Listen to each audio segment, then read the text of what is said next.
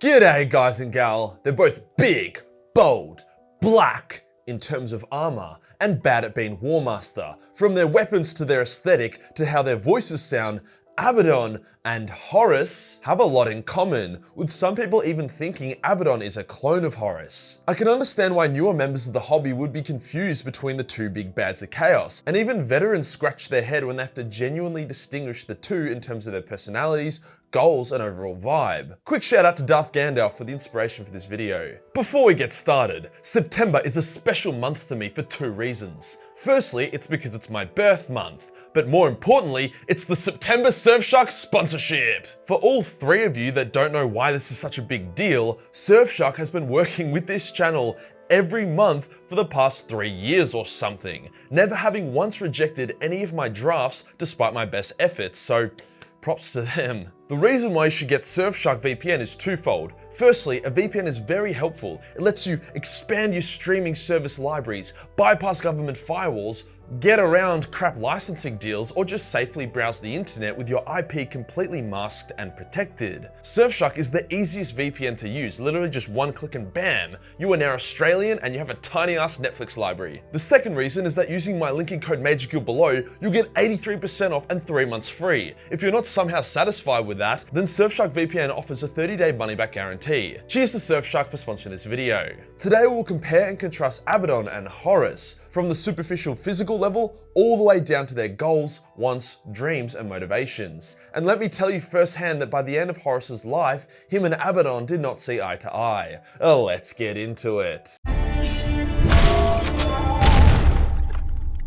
Straight off the bat, Horus was significantly more powerful than Abaddon. He was a Primarch, handcrafted by the Emperor of Mankind using his blood, sweat, cum, and the essence of a minor warp god. Abaddon, on the other hand, was just a really high testosterone space marine, a member of Horus's own legion of lunar wolves. Abaddon was very large and strong for a space marine, but Primarchs aren't even comparable. They can one-shot space marines like I can one-shot a 4-year-old with a roundhouse kick to the dome. Since drinking the Chaos Kool-Aid, Abaddon has become significantly more powerful, but is still nothing compared to a Primarch, regardless of his tabletop stats. In terms of their war gear, I can see how this would be the main confusion point for people. Horus wore black custom power armor crafted by the Mechanicum that bore a lot of his iconography, without too much in the way of Chaos symbols and whatnot. This is because Chaos was such a new thing that the trade allegiance hadn't begun integrating it as much into their branding. Turns out fighting a galactic war keeps you pretty preoccupied. Even in his final encounter with the Emperor, he looked pretty fucking evil, but his armor easily could have passed for genuine Imperial Loyalist plate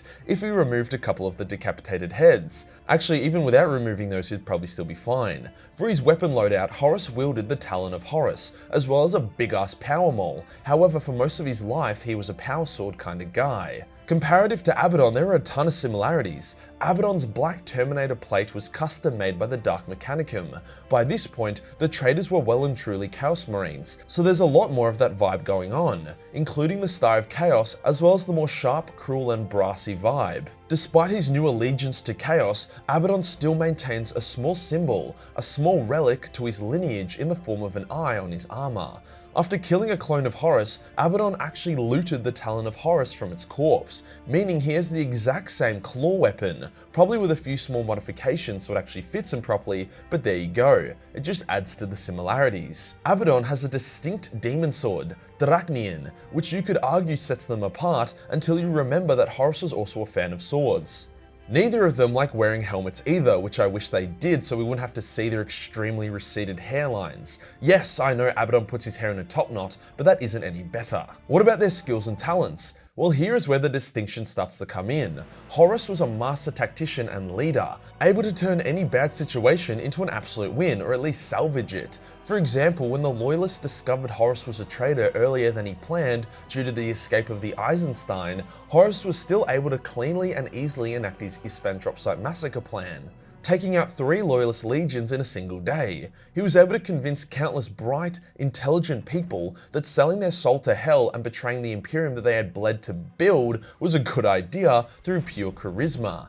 Abaddon, on the other hand, was first and foremost a warrior. He wasn't actually very charismatic at all, and although his plans that eventually took down Cadia and opened the Great Rift were solid, his battle tactics were shit, as evident by the fact that it took him 10,000 years and a ton of setbacks. Examples of Abaddon's poor social skills include him trying to convince Talos, a Night Lord, to join Chaos and his Black Legion. Talos calls him a bitch, so Abaddon has a hissy fit, shoots Talos, and then invites the Chaos Gods to try corrupt him. In another time, Abaddon tried to be a good host by offering alcohol that was a blend of like virgin tears and aborted fetuses and shit, and the Thousand Son who he offered it to was like, what the fuck? No. Unsurprisingly, the World Eater enjoyed the drink. He just doesn't know how to quite connect with people too well. Fortunately, Astartes follows strength, so despite having shit social skills, Abaddon's status as a legendary warrior makes him an incredibly attractive leader to Astartes. For his battle tactics, I'll give you this example. There was a fortress that he needed to take down, so his tactic was to charge at it head first, lose most of his elite warriors, with himself only surviving due to plot armor. He then hit the fortress with his overpowered sword and won the day.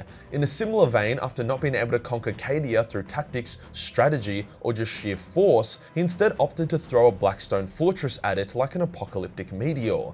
Like sure, he gets the job done, but it's stuff like that which shows why Horus was able to reach Terra and siege it within 9 years, whilst Abaddon has only just cracked the Imperium's first line of defense after 10,000 years. What was their motivations? Why did each of them want to be Warmaster of Chaos and bring down the Emperor?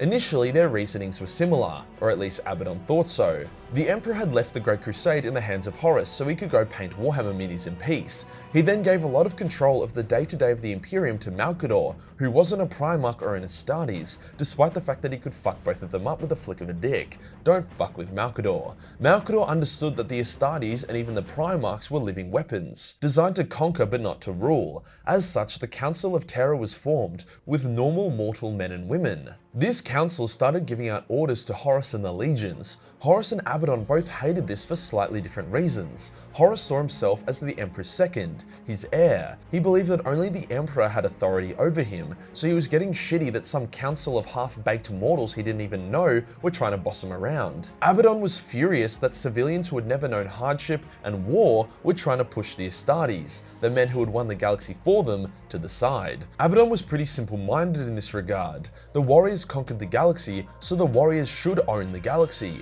His loyalty to the Emperor evaporated as the Emperor abandoned the warriors and endorsed the civilians over them. For Horus, his motivations were different. He was upset at the Emperor's abandonment, and that built resentment. That resentment was what Chaos used to corrupt him when he was wounded with a Chaos Knife. He subconsciously wanted to overtake the Emperor and be the Lord of Mankind, but he couldn't and wouldn't consciously admit it. So when Erebus was filling his head with lies about the Emperor and the nature of Chaos, Horus accepted these lies as it fit his desired subconscious narrative, whilst rejecting the truth because it didn't. I personally think this was a bit weak-assed by Horus, but from my understanding that is what happened, and why he chose to betray the Emperor. Abaddon was shit-talking the Emperor before the betrayal, so his actions weren't unexpected, but Horus went from loyal son to arch-traitor over the span of a single coma, and that was a little jarring. After Horus had joined Chaos, his soul was damned. He couldn't change his mind even if he wanted to, as the Chaos Gods had an extremely tight grip on his balls. He just wasn't himself. On the few occasions where the chaotic taint was temporarily purged from Horus, such as when Lehman stabbed him with a "fuck you Chaos spear," he would become lucid and regretful, like his old self, before Chaos reasserted itself. Abaddon didn't have this issue. He believed in his own cause entirely. You shank him with a "fuck you Chaos spear" and he says ouchie and then cuts you in half. He is obviously very tainted by Chaos and has accepted boons and power from them, but he hasn't let them take over his soul and free will, or at least they want him to believe that. He saw the decay of Horus, his gene father, as a result of allowing Chaos to basically wear him like a meat suit, and he decided that wasn't for him. He saw Horus as a failure, a weak, desperate man that gave up what made him a true warrior. Because of this, Abaddon actually disbanded his own legion, renaming the survivors into the Black Legion. This meant that the Sons of Horus were one of the 3 legions to break apart permanently. As I mentioned earlier, he also killed a clone of Horus, the last bit of Horus in the galaxy. Horus was the Warmaster of Chaos, as he saw that as a way to become Lord of Mankind. Despite all his justifications and excuses, his primary motivator was his own ego and ambition.